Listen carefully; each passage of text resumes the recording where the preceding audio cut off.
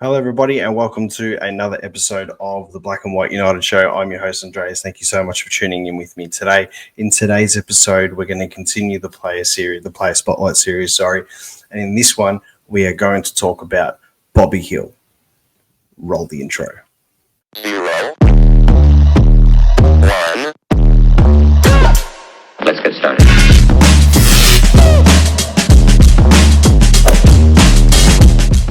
Today's episode is sponsored by the Hopper Bros Barbecue. For all your tips and tricks and everything barbecue, make sure you give them a follow on Instagram and also to Northern Cleaning Solutions.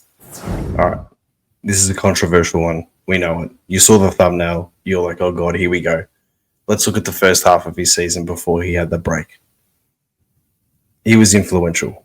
Let's look at Anzac Day, for example. Actually, let's look at the Bulldogs game at the MCG when they celebrated their 100 years or whatever it is, the 2 premierships in a millennium or whatever it is, yeah, which they wanted to play us on the MCG for their home game. So just so everybody knows that we are the AFL's bank. But anyway, that's a different video altogether. That could be even a different series altogether. That game against the Dogs, he had moments. The game against the Dogs, he was influential where Mason Cox got the ball through the middle and he ran through and he kicked a goal. We all players missed easy opportunities that game. But that game in particular, he was influential. The game against Essendon, Anzac Day. All right. We've got 3 quarters. We've got 3 quarters of football where he hasn't done much. He does the run along the wing. He kicks a miraculous goal. He gives us the spark and we run away with it in the wet. Easy win, right? I don't even know how much it was, but whatever. Other games throughout the season, again, he was good. He tapered off a little bit. Then obviously it started. The whole charade started with his personal life or whatever. Comes back in, takes a screamer against Brisbane.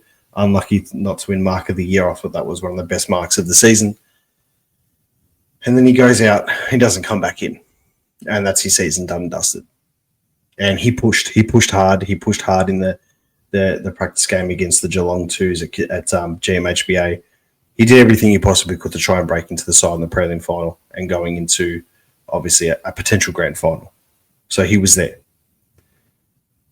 The reason why I'm doing the spotlight on Bobby Hill is he needs now to repay the club. Even though they didn't pick him, he needs now to repay the club. Thank you for having faith in me. He didn't get traded off. The club is backing him in.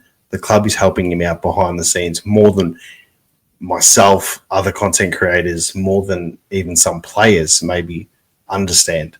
Behind closed doors, the club is doing everything they can to make sure he is 100% ready to go for opening round. What do I want to see from Bobby? What do we want to see? What do we expect from Bobby? We know we're not going to get the Norm Smith medal performance in the 2023 grand final. We know that we're not going to get that every single week with him. But what we are going to get every single week with him when he plays is moments. We're going to get little things. We're going to get, he's kicked a grouse goal from the boundary. He's taken a great mark. Yeah, he's dominating in the forward line. His pressure is amazing, along with Jamie Elliott, along with Lockie Schultz, along with Bo McCreary. His pressure is intense. He's setting us up. Bobby Hill is a role model for the young guys coming in, especially the ones playing in the forward line. What do we want to see? We want to see continuous effort, non-stop from Bobby Hill. That builds up towards that midpoint of the season, after the King's birthday bye, going into the back end of the season when we do our double ups, where we're pushing for that top 6, that top 4 prediction that I think that we're going to finish in the ladder around there. He's a key cog in our forward line, in our team. We are a better team, and he doesn't have to kick 3 or 4 goals every game. He will every 3 or 4 weeks. But if he can kick 1 or 2 and set it up, or kick 0 and have 3 or 4 assists, know, he can kick zero and be setting up goals. He's run from when the ball goes from the midfield to the half forward line. He's swooping in and he's attacking. He's going in like crazy. We've got a stacked forward line. McStay, Membry, Elliott, Charlie West is going to get a gig in there. Lockie Schultz. You know, the list goes on and on and on. We know the main defender is going to go on someone like a Dan McStay. We know the main defender may go on someone like a Jamie Elliott if he's dominating and playing really well and leading up strong and he's a dead-eyed dick in front of goal and he's not missing. But why can't the second defender go on Bobby Hill and he runs rings around them? And then it just allows the others to do their thing.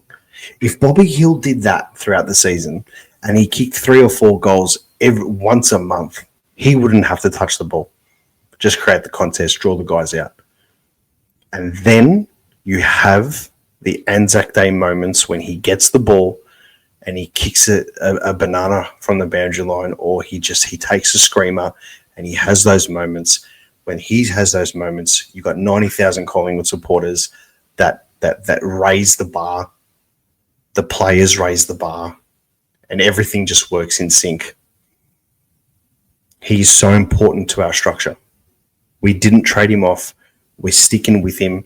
We need to stick with him as fans. Bobby Hill, you are in my spotlight. Just do your thing. Do your thing, and you never know. Maybe you got another Norm Smith medal being put around your neck fairly soon. Who knows?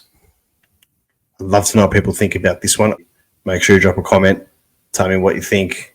Call it as you see it. And as always, skate a pop.